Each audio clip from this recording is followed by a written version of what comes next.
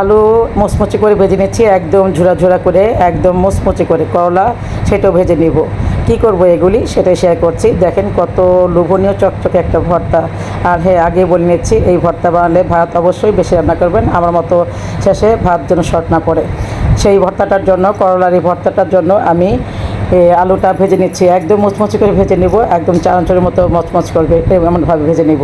একটু হলুদ দেবো সাথে, একটু লবণ দেবো সাথে, যেন আলুটার ভিতর পর্যন্ত লবণ আর মরিচ পৌঁছে যায়। আর আগে বলে নিচ্ছি, ভিডিওটা ভালো লাগলে অবশ্যই একটা লাইক দেবেন, ঘটনামূলক কমেন্ট করবেন, আর আমার পেজে নতুন হলে একটা ফলো দিয়ে পাশে থাকবেন। একদম ভাজা হয়ে গেছে, একদম মুচমুচে, একদম ঝনঝনে ভাজা ভাজা। আমি এটা রিয়েল সাউন্ডে দিতে পারতাম, কিন্তু দেই নাই।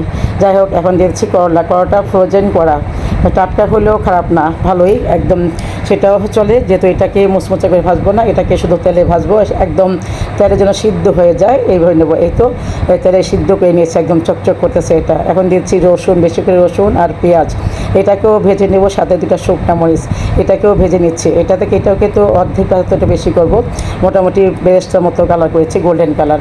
এবার দিয়ে দিচ্ছি চিংড়ি মাছ। চিংড়ি মাছটাকে অবশ্যই সিল্কা ফেলে দিতে হবে, তা নাহলে ভালো লাগবে না। সিল্কাটা ফেলে দিয়ে এটাও ভেজে নিয়েছি। তারপরে ভাজাভাজি পালা সম্পূর্ণ শেষ, এখন হচ্ছে টচ করার পালা। আমার কিন্তু আজকে ভাত শর্ট পড়েছিল, আগে বলে দিচ্ছি। এরপরে দিয়ে দিচ্ছি একটু জিরার গুঁড়া দিয়ে, তারপরে এখন চিংড়ি মাছটাকে আমি অল্পভাবে ভেঙে নেব, হাতে গুঁড়া গুঁড়া করে ভেঙে নেব। আর সরিষার তেল অল্প দিচ্ছি, কারণ তেলে সমস্তটাই তেলে ভাজা।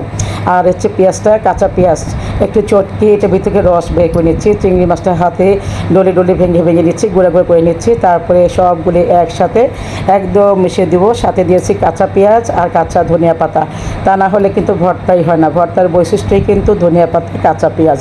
এটাকেও সাথে প্রথম চটকিয়ে কিন্তু রস টস বের করে নিয়েছে। তারপরে এখন শুধু ইয়েটা কী বলে, করলাটাকে ভালো করে চটকিয়ে নিয়েছি। তারপরে আলুটাকে ভালো চটকাবো না, এটাকে জাস্ট শুধু মিশিয়ে নিব। এই তো রেডি হয়ে গেল আমার করলার ভর্তা, নতুন রূপে নতুন আঙ্গিকে। এত মজা, ভাত কিন্তু শর্ট পড়বে, অবশ্যই কিন্তু এক মুঠ ভাত আধা পট চাল বাড়িয়ে রান্না করবেন। এতটা লোভনীয় ভর্তা, একদম নলায় নলায় মুচমুচে আলুর ভাজা, তারপর সাথে করলা, তিতার্ত বংশ না চিংড়ি মাছের ভাজা, একদম কামড়ে চিংড়ি মাছ